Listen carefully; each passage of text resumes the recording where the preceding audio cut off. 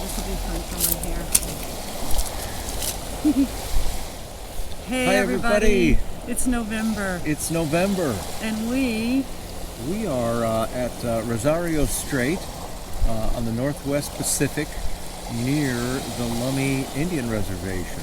Yeah, this water behind us is part of the big ocean, the big Pacific Ocean. We are in the state of Washington, where we're going to get to do some full ecology book readings the next 2 days. So we're having a great time being in a different place, and thought we'd be in touch with you from here. This month, this month we're talking about the individual and the collective. individual and community, individual and the collective. What's up with that? We just learned from my daughter, who's working on a book that will be coming out from Princeton University Press. Not quite sure. Maybe in the fall. Not certain. But the researcher she's working with is finding that bees do have hive mind, but it turns out that they have facial recognition That's crazy. and individual personalities. I love that. So there's individual in the hive, in the bees. Yeah, gosh, that's the story of nature, isn't it? Maybe you've got this wonderful lone old tree that survives one of the wildfires that has roared through California this summer. And, it isn't just about that individual. That individual tree is going to be dependent on the nutrients released by the ash in the soil and the microbes that are still in the soil, the fungi that are going to allow the passing of nutrients between trees. You're going to have other, probably trees like lodgepole pines and other pioneer species coming up, and then they're going to provide the shade that other shade-tolerant conifers need before they start to rise. So every individual doing their darndest to be as efficient and successful at life as possible, but completely and utterly always dependent on the community. As it is with the bees. And so that's what we're curious about this month. That's what we've been thinking about, is how do you balance, especially as a human being, that impulse towards individuality, as well as impulses towards community and connecting. They are not mutually exclusive. And while we talk a lot about the dangers of the myth that we are separate from anybody or anything, that doesn't mean that there's not an individual that is making choices and that is doing their best to move through the world, as you were saying, as successfully as possible all along the way. And so we have talked about this in different ways as we've been moving through these times of thinking about full ecology together with you and of course with each other. I'm always reminded of the animals you talk about, the wolves and the elephants and the chimpanzees. Yeah, the wolves are a great example too, because you could have one particularly big, let's say, male wolf who's great at hunting, some 145-pound male, just bigger and stronger than all the rest of the pack. But that wolf will never be able to succeed at hunting. And by the way, wolves only succeed, at least in Yellowstone, about 20% of the attempts to make a kill are successful. But to the extent that big wolf can succeed or be a part of the success, completely dependent on the other smaller members of the pack to help herd the elk, spot the weak elk in the herd.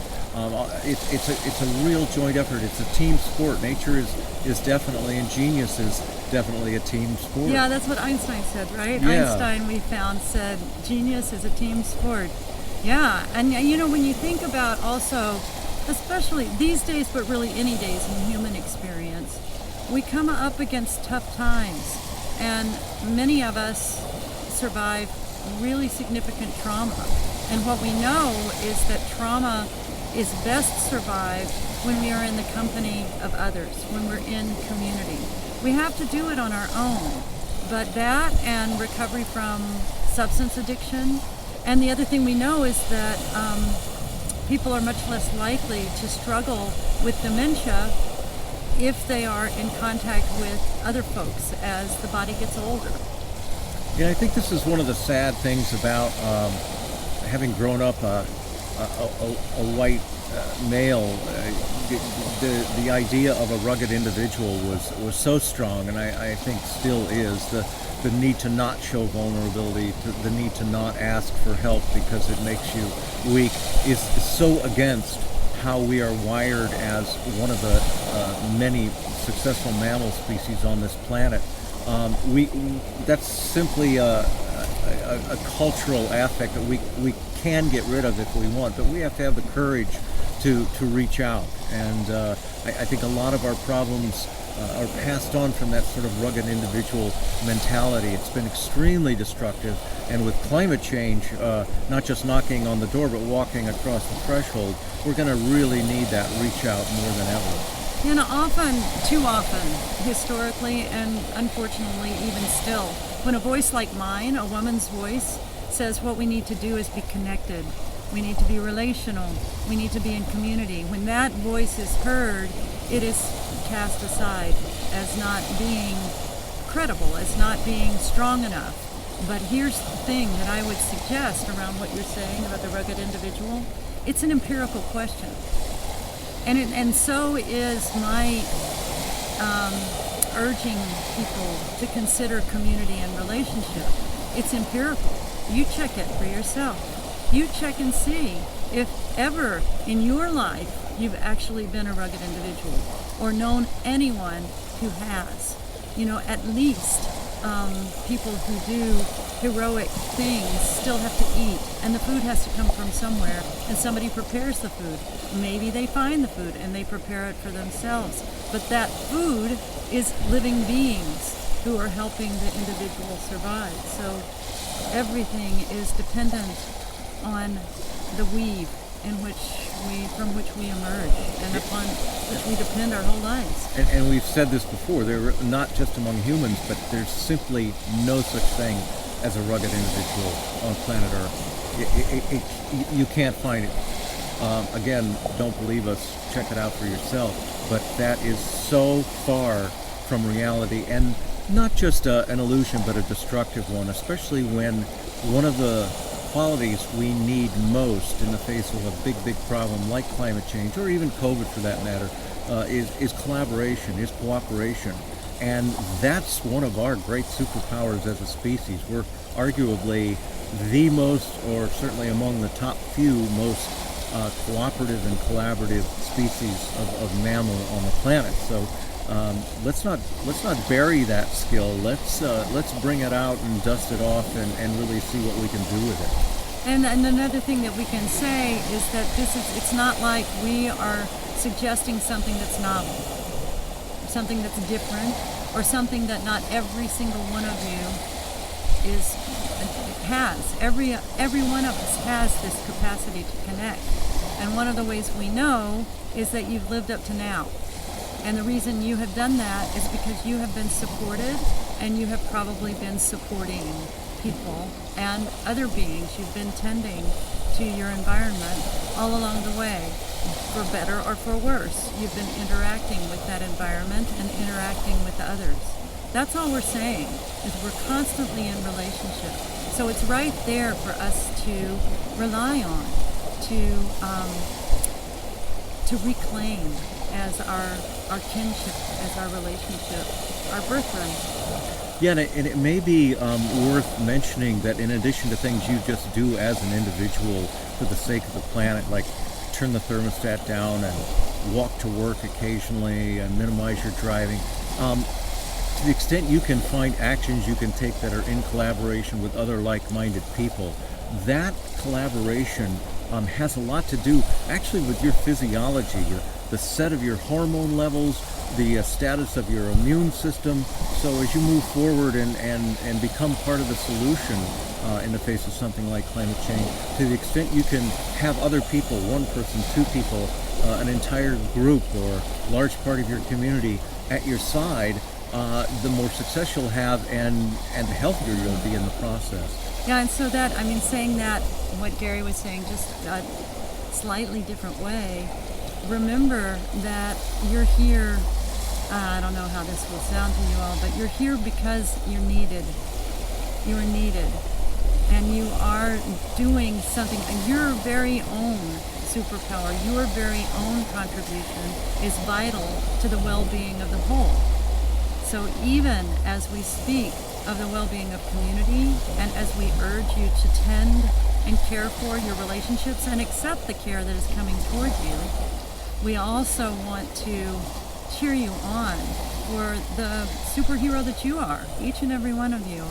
And this can sound like, an enthusiastic third grade teacher. Well, so be it. Because you deserve to be told, and you deserve to believe, but check it for yourself, that you are here because look, you are. And that means that you have this contribution that you're already giving, whether you know it or not. Yeah, I think that's brings up sort of the other side of the coin for me is sometimes we think, well, I'm busy, I'm going to let, the rest of the people who are really on this issue take care of it. They've got it. But that's withholding your own unique individual creativity and genius and solutions that you might come up with. That's withholding it from the whole. And again, the community is diminished by the fact that they don't have your participation. So your strong individual decision making and encouragement and creativity creates a strong community. Yes. And so as we think about the bees and how the bees function and what we've all fondly come to know as hive mind, and that we ourselves have longed for hive mind to draw upon, we haven't. And the bees also, who have been considered to be kind of mindless members of this hive that runs their lives, actually have individuality at the same time.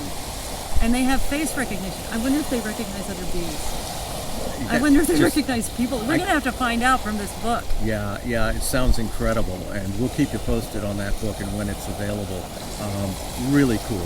Science, again, catching up with what a lot of indigenous people have intuited and celebrated for thousands of years. So this really is new to a lot of us, but it's not necessarily new to humanity, and good for us for finally discovering the essential truths of what it means to be alive and well on planet Earth.